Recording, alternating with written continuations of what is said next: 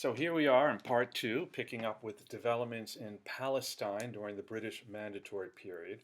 And I think we left off just kind of indicating that uh, beginning pretty much with the Wailing Wall disturbances of 1929, things became much more violent. And it increasingly became clear to the British that they weren't going to reconcile the Jewish and Arab populations to one another. And really aggravating the situation would also be the rise of Nazism, which saw Jewish immigration to Palestine really pick up.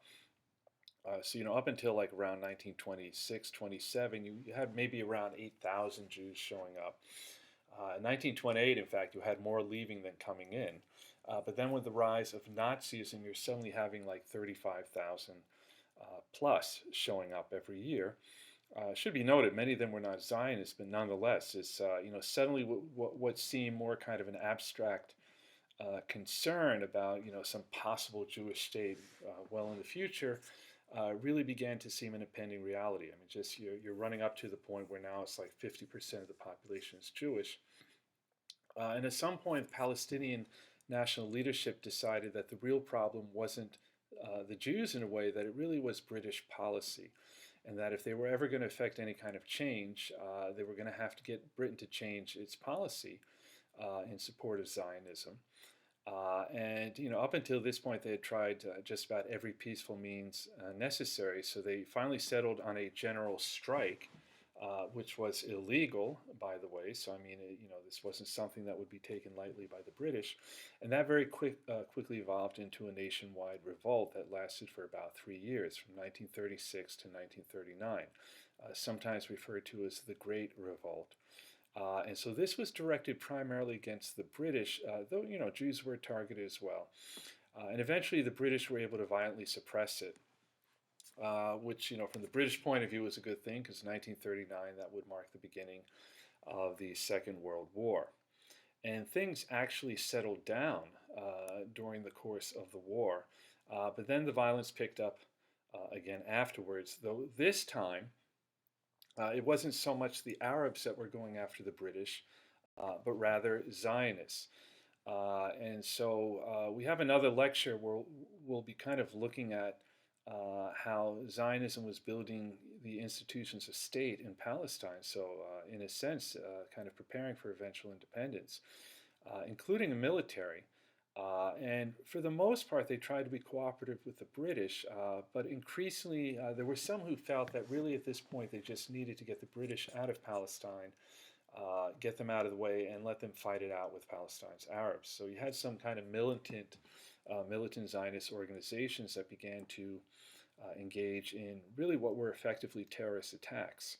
Among other things, kidnapping British soldiers, sometimes torturing and then killing them, and engaging in bombings. Probably the most notorious one was the bombing of the King David Hotel, which, by the way, you can still visit if you go to Jerusalem. At that time, it actually housed many of the offices of the British Mandatory Government, the British Secretariat, the Military Command, and a branch of the Criminal Investigation Division.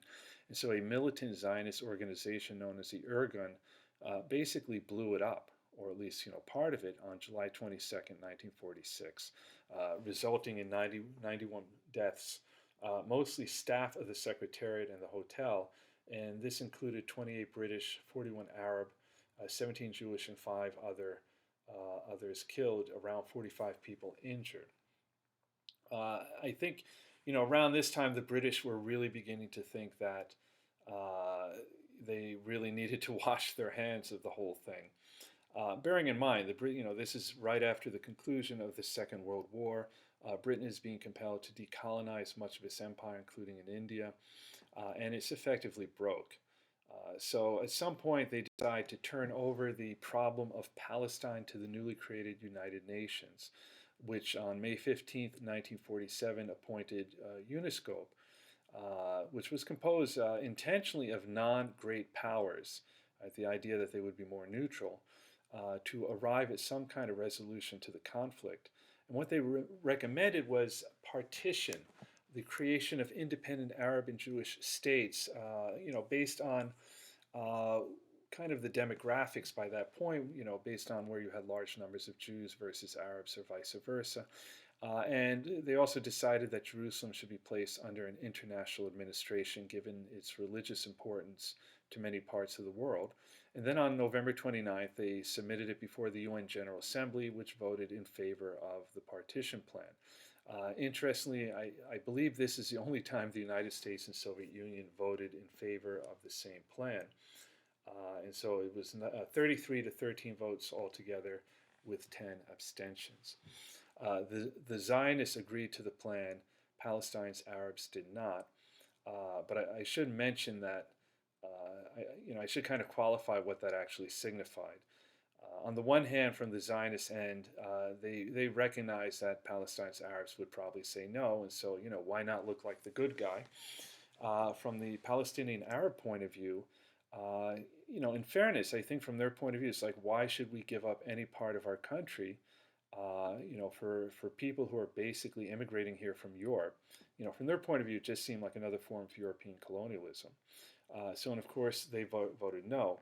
But in fact, both sides really at this point were preparing for the inevitable conflict, just waiting for the British to leave, which they finally did in 1948, at which point almost immediately Israel declared its independence, and immediately war ensued, though it won't be between, we might say Israelis now, because on May 14th they declared their independence.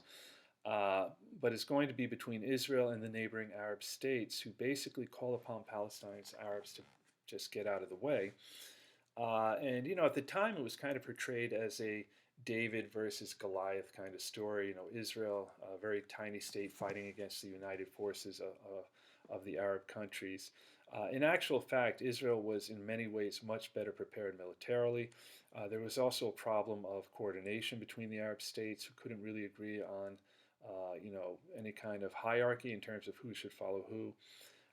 And to make a long story short, when the war finally ended in 1949, and we should note, we call it kind of an armistice because it really wasn't that they arrived at any kind of peaceful relationship. It was more an agreement to stop fighting. But when the dust finally settled, you had the newly created Israeli state occupying territory considerably bigger than what had been called for in the partition plan. The territories that they didn't get, one would be henceforth known as the West Bank, as in the West Bank of the Jordan River. That would be incorporated into Jordan. The Gaza Strip, which isn't clearly marked on this map, but it basically is a kind of rectangular strip around the city of Gaza, which you can see there just north of Sinai, that was brought under Egyptian control. And Jerusalem ended up being a divided city, with the western half under Israeli control and the eastern half under Jordanian control. Well, the defeat of the Arab states would actually be a factor in the military coup that took place in Egypt, which we already discussed by the free officers. And we also talked about how eventually one figure emerged as the leader of Egypt, but also the leader of Pan-Arabism. So he became kind of the hero of the Arab world, and that was Gamal Abdel Nasser. And probably the main thing that kind of brought him to the forefront, where he was perceived as somehow representing the Arabs against all those who would oppose them, particularly the West, but also Israel, was the Suez crisis. So what happened there? Well, first of all, we need to understand a bit about kind of the Cold War environment that existed at that time. There was kind of an expectation within the United States that you should choose sides. And if you weren't with the United States, by default, you were with the enemy, the Soviet Union. Now, Nasser did not want to see Egypt brought into any kind of situation where they effectively were a satellite or client state of a great power. And if you consider that Egypt had only recently won its independence from Great Britain, that's quite understandable. So he adopted a policy of neutrality abroad. At home, one of socialism. There was kind of the idea that Egypt needed to modernize, rapidly industrialize, and considering there was nothing really resembling a middle class that might provide the funding for that, so not really a private sector, that really meant that either the government had to do it, hence kind of a more socialist approach, or it meant borrowing money from abroad. And again, I'd ask you to consider the reason why Egypt had come under British control is that they had borrowed money in the past that had led to the dual financial controls. So I mean, definitely they didn't want to go down that route. Uh, so in any event, I mean, the combination of neutrality with socialism at home, from the point of view of Cold War hawks in the United States, that pretty much meant Nasser was a client of the Soviet Union. And so, the United States was not really happy about that. At some point, they had agreed to military sales to Egypt, so they decided not to go through with that. At which point, Nasser was like, fine, if you're not going to give me the weapons that we already agreed to, I'll go elsewhere. And he concluded an arms deal with Czechoslovakia. That was in September of 1955. Well, consider that Czechoslovakia was one of the satellite states of the Soviet Union behind the Iron Curtain. So that obviously didn't go over too well in the United States. The United States responded shortly thereafter in the middle of 1956 by putting pressure on the World Bank to withdraw the finance that it had offered Egypt to build the Aswan High Dam. That was kind of a major government project. They wanted to build a large dam that would provide electricity, hydropower. And so obviously, this was a big setback. They were counting on that funding, and Nasser responded by nationalizing the privately owned Suez Canal Company. So this would provide now the funding needed. He made it clear that the Suez Canal would be run entirely as it had been until then. There would be no question of ships being able to go through. Well, apart from Israeli ships, it should be noted, but certainly European ships, it would be business as normal. And we should note this was by international law entirely legal. But some countries are going to take particular issue with it. I think we can guess which country in particular. And then we should note that Egypt was running afoul of other countries as well. They were sponsoring militant raids on Israel. And that was ticking off Israel. They were supporting Algerian nationalists against the French, and Algeria would eventually become independent. It was a French colony, so that was angering the French. But probably the country most upset at this point was Britain with the nationalizing of the Suez Canal. So what they did is they actually got together with the French and the Israelis and concluded on a plan to basically occupy the Suez Canal. By collusion, I meant that it was kind of a secret plan where everyone knew what each other party was going to do, but the way it would play out is it would look as if everyone was quite surprised. So what was the basic plan that they agreed to?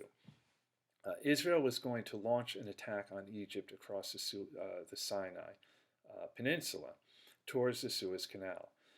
The British and French were then going to demand that both sides withdraw to a certain distance away from the Suez Canal zone, knowing that Egypt would refuse, which, given that it was their sovereign territory, is not surprising, at which point then the British and French would parachute into the zone and occupy it, ostensibly to, kind of prevent these two hostile forces from fighting.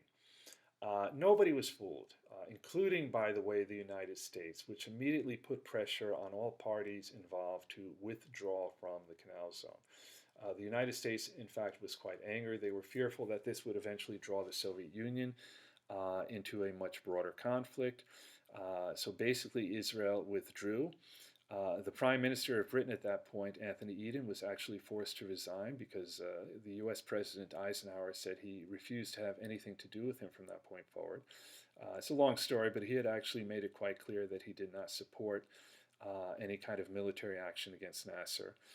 The French were like, okay, we tried it, no big deal. But in any event, this was perceived as a major victory for Nasser. He had stood up to the British, he had stood up to the West, and he had prevailed. And from this point on, Nasser becomes the hero of Pan-Arabism, right? So this is kind of the heyday of this very secular kind of Arab nationalism. The ultimate goal is to eventually see the unity of all the different Arab states. And at some point, it even looks like this could happen. In 1958, Egypt and Syria actually became unified, though this didn't last very long. But you might imagine if you were a pan-Arabist, a strong Arab nationalist during this period, that would have been a pretty exciting development, and you might imagine that it's only a matter of time before all the Arab states unite. Okay, it didn't happen, but for a while, Nasser will continue to remain very influential in all of the Arab states.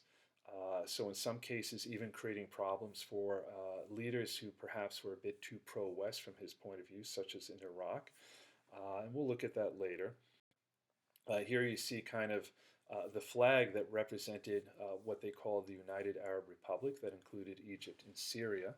Ultimately, I guess what doomed it is that much of the political leadership in Syria resented being uh, kind of put under the authority of Egypt. When Nasser took over, it was pretty clear who was kind of at the top of the pyramid, and so it eventually fell apart. It is kind of interesting that Egypt would continue to call itself the United Arab Republic for some time after that, even though it was the United Republic of one.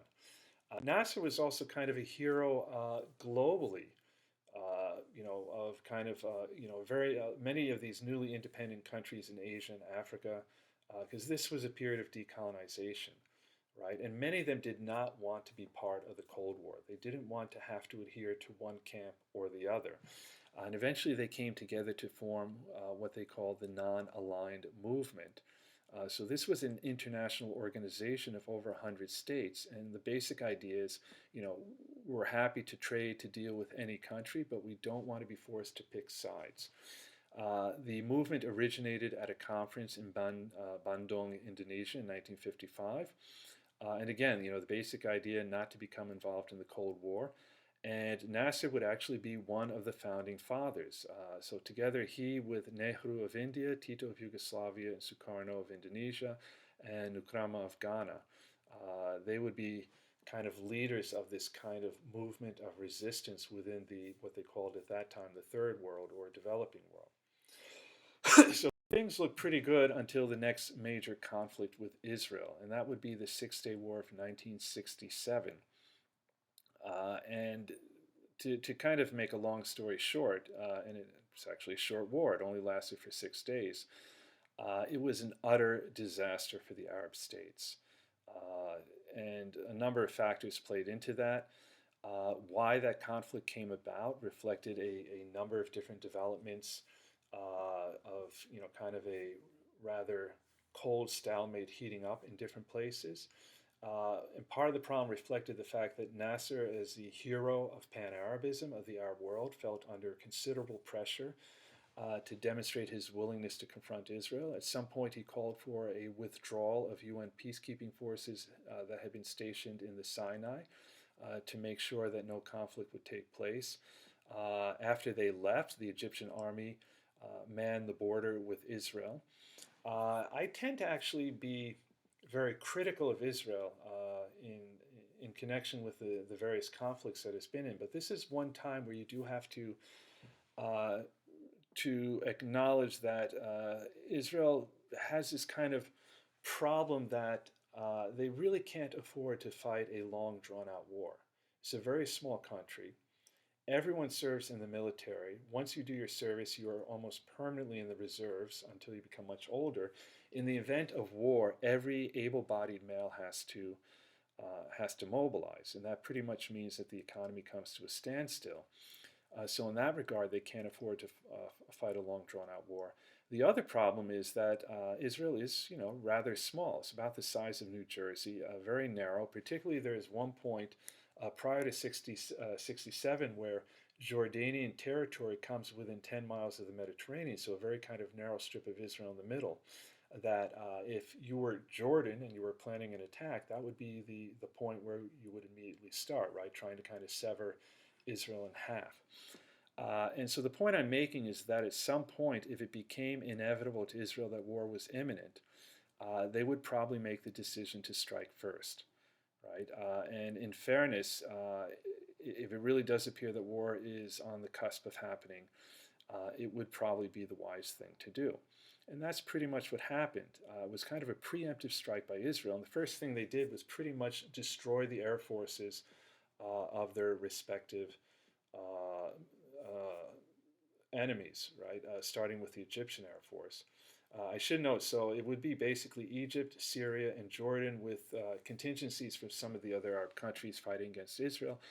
Jordan was actually kind of forced to become involved by Egypt. He was almost literally kidnapped in Jordan, flown to Cairo, and forced to sign kind of uh, agreement that if war should ensue, that he would take part. But in any event, right, the long and short of it is, within a very short time, Israel was victorious, and in the process, they ended up occupying a great deal of land. They occupied all of Sinai, all of the West Bank and Gaza, the Golan Heights in the north, which had belonged to Syria, and all of Jerusalem.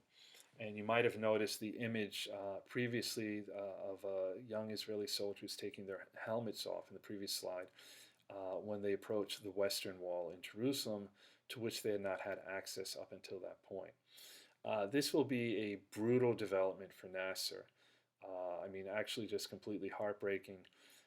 Really undermines his credentials as the leader of the Arab world. He actually offers to resign, but the Egyptian population basically comes out, pours out into the street, demanding that he stay in power. But he'll die 3 years later from a heart attack, basically. So we'll come back to developments after that war as pertain to Israel. Let us consider developments in some of the other countries in the meantime. So back in Syria, well, up until the union with Egypt, it had been very politically unstable. Eventually, well, at the time of the union, the president of Syria was Shukri al-Kuwatli. But it very quickly became apparent that the Syrian leadership was going to take kind of secondary status, not just to Nasser, but to other Egyptians, and that eventually led to a quarrel. But at that time, this was in 1959, you definitely did not want to get on the wrong side of Nasser. So that pretty much marked the end of his political career. Now, as we mentioned before, the Union only lasted till 1961. Shortly after that, a group of leftist army officers, and this would be in 1963, would take over and create the National Council of the Revolutionary Command, or NCRC, made up of military and civilian officials, and it would assume control over all aspects of government in Syria. Now, this whole kind of seizure of power had been engineered by members of the Arab Socialist Resurrection Party, better known as the Ba'ath Party, which had been active in Syria and many other Arab countries since the late 1940s. So this new cabinet was dominated by Ba'ath members. So who are the Ba'ath? Again, the full name, the proper name, is Arab Socialist Resurrection Party. It's founded in 1947 as a kind of radical secular Arab nationalist political party.